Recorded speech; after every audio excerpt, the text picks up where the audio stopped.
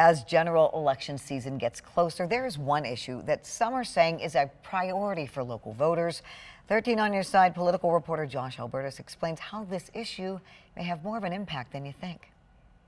Nearly 2,000 miles long, the southern U.S. border can be seen all the way from space.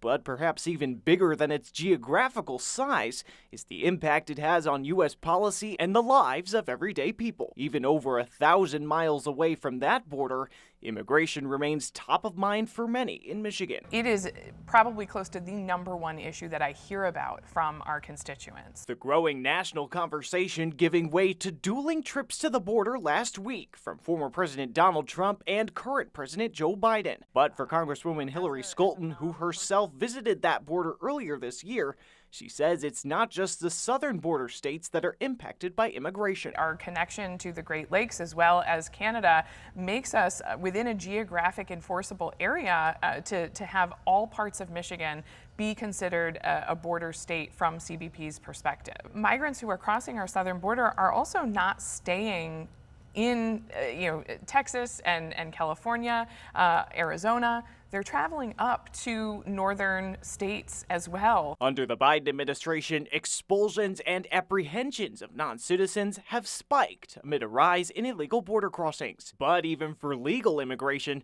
Scholten believes while West Michigan would accept new residents, immigration without order poses multiple problems. It's inhumane, it's not fiscally responsible, and it presents major national security issues that need to be addressed. On Capitol Hill, some top Republican lawmakers declining to throw their support behind a bipartisan deal meant to ease border issues. I just don't believe that the Senate bill, as I've explained in all of our statements, meets the criteria that's necessary to solve the problem. The deal's demise in the Senate came shortly after former President Trump urged lawmakers not to pass it, saying on Truth Social, quote, "A border deal now would be another gift to the radical left Democrats." We are unfortunately in a place right now where Republican leadership is not even trying to hide the fact that they are willing to play politics with our national security and with people's lives. Many congressional Republicans, however, saying it's a matter of substance, opting instead for a more hardline border bill passed by the House last year and calling for the president to take executive action. President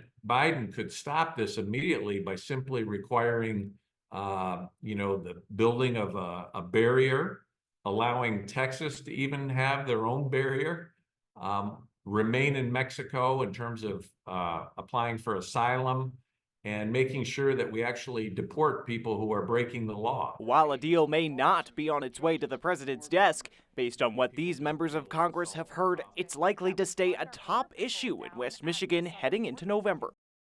Josh, is there any talk of reworking that stalled border deal?